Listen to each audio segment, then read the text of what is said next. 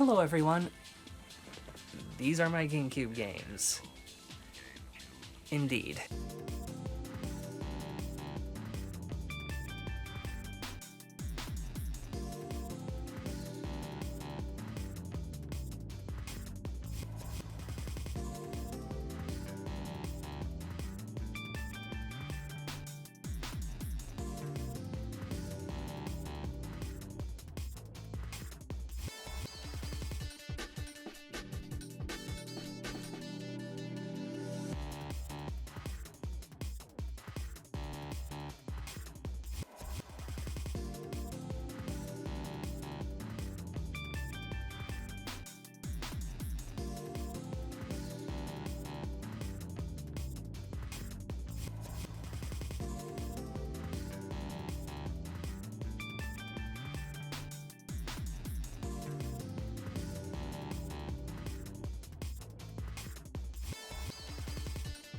So why am I doing this now? Is it to pad out my schedule to make it easier for me to make videos on a more consistent basis? How dare you be right. But secondly, I felt this would be an interesting video to make, considering that the climate for GameCube collecting is kind of ridiculous right now. So with that, I don't think this is changing a lot anytime soon. Basically, as a little bit of background, yes, I am a GameCube collector, as if you couldn't tell. At one point I decided I'm going to try to get every GameCube game. This was back when prices were a bit more affordable. Yep. So I think it'd be good to start off with the cubes themselves, starting with the Indigo DOL-001. This was my first cube. It's probably the most iconic cube. It's certainly what I think of when I think of a GameCube. This to me is just the perfect cube. Just the way, like, the orange light contrasts with the surrounding color. I feel like this is the most satisfying GameCube to look at when it's on. Though another thing we're going to look at later kind of gives it some competition there. Also, at the bottom here, you'll notice the Game Boy player. Now, the question is, do I have the disc? Yeah, I do. So, a little bit of background. The disc is actually harder to get than the Game Boy player itself. So, yep. Indigo first generation GameCube. Perfect. On that note, here's the Platinum DOL-001. It's just Platinum, that's the only difference. It's nice. I definitely wanted this as a kid. I'm happy I have it now. Still prefer the Platinum. Hello, heater. Alright, to spice things up a little bit. No, I'm not going to pull out the spice one. I don't have that one. Orange on orange. Yuck. Sacrilege. Get rid of it. I don't care if it's Japan only. Here is my black DOL-101. Yep, different model. Now, the thing that's the most different about this model is there's no digital AV output. It's just analog. And now you might be wondering, what the hell is that contraption you have on top of there? Well, that is an Interact LCD screen. Yeah, you can hook up a little screen on top of here. Try to tolerate, like, ghosting, contrast problems, and all that fun stuff. If you're not around the TV, but are around a power socket, yeah, why not? I've used it. And on a similar note, I also have this one.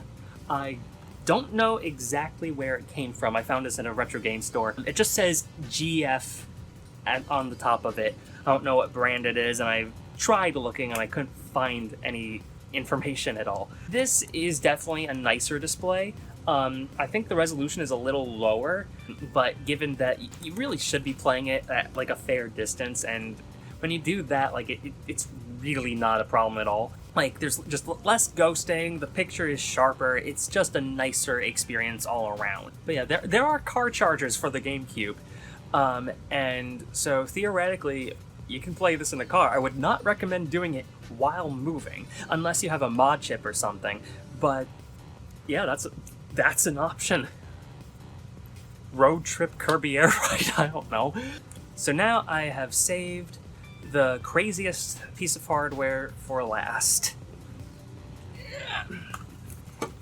This is the Q. Yeah. So, what is this thing?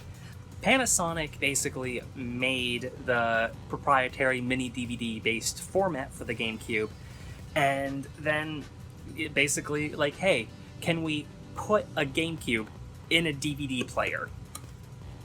That's what this is. So some people describe it as a GameCube that can play DVDs. That's not entirely true. The GameCube and DVD components are separate. They load from the disk drive, but you have to switch over between modes. And there are some other quirks that come from that as well. The back is definitely different than any other GameCube. So you have non-proprietary AV out and multiple audio outs, which definitely makes things easier for like video capture. But the component port, which yes is still there, and yes you can see my ring light, I'm being very professional. The digital AV port, basically it only works for the GameCube. You can't view the DVDs through component. Because again, they are separate components. You could only view the DVDs through composite, or maybe S-Video, but I haven't tried S-Video because I don't have any S-Video cables. But yeah, that's the Q. It is really cool, and when I said earlier that the Indigo Cube have competition as for how visually pleasing it is when it's on, yeah, this is that competition. Like these things light up. The controller ports have LCD lights around them, and like the little display at the top like lights up and like everything. Like it's visually very beautiful. Unfortunately though, it's also very fragile, so if you have one, take care of it. Don't be reckless with it. It doesn't, again, this is a Panasonic device technically, it just has the internals of a GameCube put in there, but don't expect that Nintendo build quality, because like these things also break down on their own. You don't have to throw them off a building. Basically the mechanism for the disc tray, it tends to go bad. The rubber band like disintegrates and then the drive bay becomes unusable. So yeah, take care of these things, because also that problem is apparently a pain to deal with. It's not an easy repair. So those are my cubes, but I have something else crazy to show you. So here's my keyboard. Yes, there is a keyboard controller that was only released in Japan, evidently to work with Phantasy Star Online, which it does. This thing actually works. It's not the best feeling keyboard, but it's not terrible. It's definitely better than like working with the in-game typing system. I actually got this in New York City. There's this place called JNL Game, and they have a lot of import games, but like they also tend to be on the pricier side. In any case, I go into a JNL Game and I say like, oh, can I buy the keyboard controller? And the clerk says, you know, a lot of people just ask if they can see the thing. No one has asked to buy it. And at the time it was $150. Now I imagine that the prices like skyrocketed up. Thanks, scalpers. So yeah, I have used this. Yes, it's in the box, but the box was opened before I got it. It just had like all the packaging and wrapping in there, so when I'm done with it, I just put it back in. It is great for if your friends want to play Smash and you want to confuse the shit out of them. I remember one of my friends' reactions was like, I'm surprised that exists, but I'm not surprised you have it. So yeah, that's the keyboard controller. It's a hoot. On the note of unobtainium, component. Now, this isn't the original per se.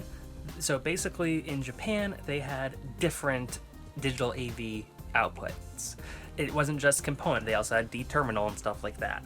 And basically, what they've done has been buying those because they're cheaper, and then basically making component cables out of them. And that's what this is. Just judging by like how this looks, I assume it's Xbox component cable. That's what I assume they are.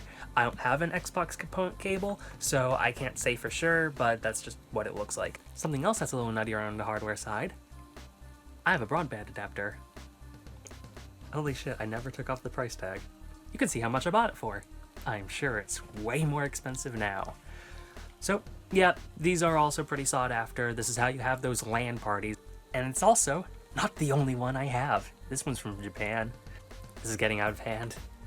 Now there are 2 of them. A little bit of a note for, like, just game collecting in general, it looks like. If you can get Japanese stuff, it tends to be cheaper. Just from my experience, like, importing from Japan, like, is just cheaper than getting it natively. On the note of stuff from Japan, I also have a modem adapter. And 2 games, Nintendo Puzzle Collection and Super Smash Bros. DX. The purpose of this will be revealed in due time. So, why don't we get started with some highlights from the collection. So, let's start off with 2 out of 4 of the Disney sports games. These aren't very good. So, Konami made 4 of these. There's skateboarding, there's soccer, there's football, and there's basketball. And they're just not good sports games. And especially in the case of like skateboarding, like get Disney's Extreme Skateboarding Adventure. Like just get that. Like that's actually good. So like there's just an immediately superior alternative like right there for the taking. But yeah, these are crazy expensive. Like they're not worth it. And like hell, like the first time I heard about these games, it was actually in the context of a top 10 hidden gems on GameCube list or whatnot, which is really funny because every other time I've heard about it in the years since, it's always been on like the opposite. It's always been like on lists of like worst licensed games, worst everything or whatnot. So like, yeah, if you hear something on the internet, please, for the love of God, take it with a grain of salt because, like, like, don't treat it as gospel because it might change on a dime. Yep, here are these 2 games. Not worth the price. You're better off getting, like, a lot of other games, including Eternal Darkness. Also, not only is it a good game, but also it has one of the coolest manuals in GameCube history. Just like because like one of the big cruxes of the plot is like the Tome of Eternal Darkness, just a book made out of skin and bone or whatnot. The manual is made to look like it. That's just awesome. This one, like, play in whatever way you can, like emulate it, use Swiss, which we'll talk about in a bit. Yeah, like just play it. It's good. We have Sega Sports NCAA 2K3 College Basketball. Yeah, I totally had to look at the name for this thing, because like you're probably wondering like, oh, really? This is like one of the most expensive GameCube games out there? Like, yeah, it's just rare. That's the only reason. Like it's just genuinely rare. Then there's Spirits and Spells. This, like, from what I've played, like, it's not very polished. It's kind of clunky. It's kind of a Crash Bandicoot style of, like, 3D platformer where it's, like, very linear and corridor-based. Like, it feels like it's a licensed game based off of something, but if it is, I don't know what the license is, and upon doing research, I couldn't find it. Also see the Kokoto games for that. If you don't know what the Kokoto games are, like, it's a rabbit hole. And some of the most clever naming for any game you'll ever find. Skies of Arcadia Legends. So this is a port of the Dreamcast game. It's like, I haven't played a lot of it. RPGs tend not to be the kind of game that I get super invested in. However, like, what I've played, I've enjoyed. Then there's Chibi Robo. Nintendo, release this again, please. Alright, then we have Ribbit King. This is just a lot of fun. This is such a fun game. I really wish this game was more accessible in some way because, like, it's just a fun party golf game. Like, it's just one of those perfect couch multiplayer games. Basically, the thing with Ribbit King is it's a golf game. However, you're using frogs instead of balls. It just adds like this new layer of things to it where like you rack up all these crazy combos. It's a lot of fun. I really want this game to be re-released at some point because just more people deserve to play it. Next we have Pokemon Box. Yeah. So if you don't know, this has been for quite a long time one of the holy grails of GameCube collecting. And I got this for free. So one of my friends just gave this to me because like he hadn't touched it in years, and he thought as a GameCube collector I would have more enjoyment or just novelty of even having it. And I do, and it's like a really cocky way to play the Pokemon Ruby and Sapphire games. Also, I brought up the keyboard controller before. Here are the Phantasy Star Online games. Yes, even plus. But yeah, these are genuinely fun games. The third I haven't had as much fun with, just by virtue of it, instead of being more action-based, it's the battle system is cards, which I just don't find as fun. These are fun games, and they're also like almost the only games that actually use the modem adapter. Go Hyper Grind. Fans of the channel might remember this one because I played it with some friends in my weird GameCube games video. So this is a skateboarding game because that was the big thing in like the early 2000s. However, the twist is you play as cartoon characters, and like you can take advantage of that in ways of like, oh, like you rack up combos by like getting flattened, getting decapitated, being exploded. The character designs were handled by Spumco. Yes, the Ren and Stimpy people. It shows, and like that's either going to be great for you or it's going to be terrible. For me, I just fucking laugh at it. It's stupid. Also, here's Gotcha Force. Now, this was another one I saw just like getting more and more and more expensive.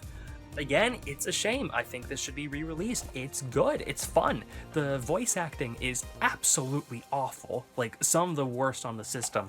But, like, the game itself is fun. It's a fun time. Also, here's Fire Emblem Path of Radiance. Like, what can I say? It's Fire Emblem. It's a strategy RPG, and, like, it works. It's fun. I enjoy it.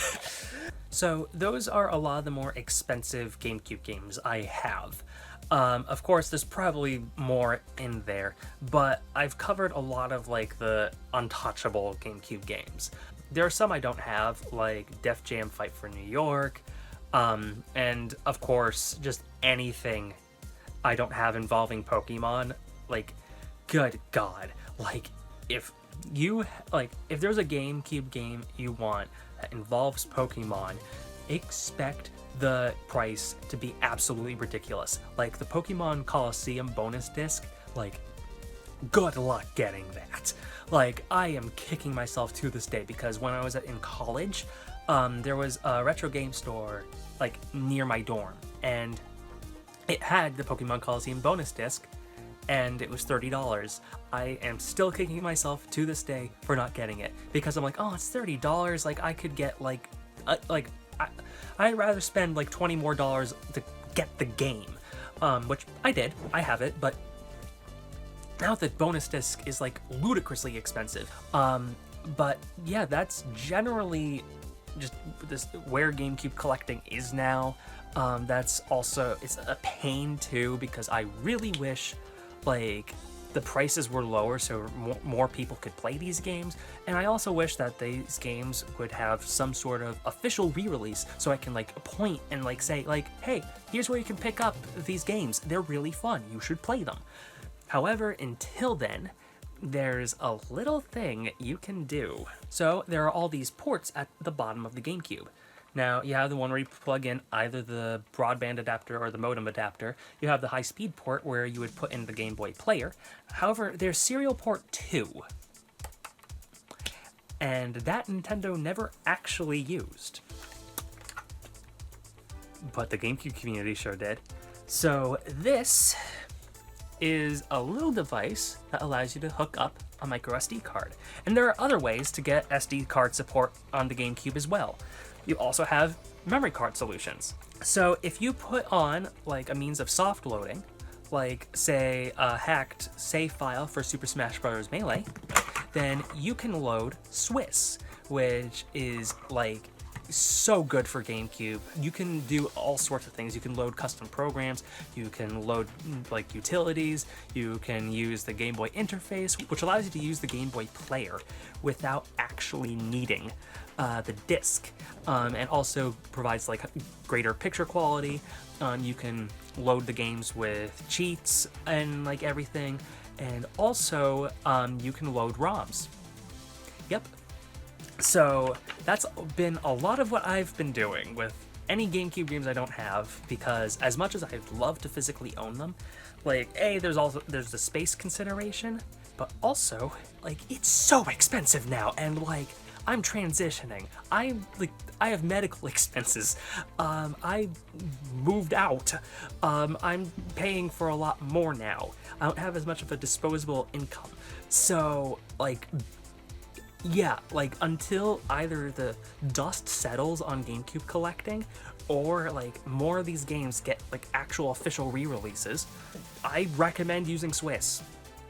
Yeah, it's really good. I feel like it improves the GameCube experience so much, because like it just opens the doors, not just to play more games on it, but like other like custom software that was like built for the GameCube, like unofficially. Like you have emulators, you have a ton of stuff. It's great. So yeah, that's a general look at my GameCube collection. I'm sure there's more stuff I could have talked about, but I'm gonna leave it at that for now. This is quite the hole that I could continue to dig for quite a while. So yeah, if you have any suggestions for future GameCube content, let me know, as well as any other content ideas you might have. I can't promise that I'll like do it, but like anything that like might be appealing or whatnot and something that I could do, I'd be more than happy to listen to. Bye everyone, thank you so much for watching.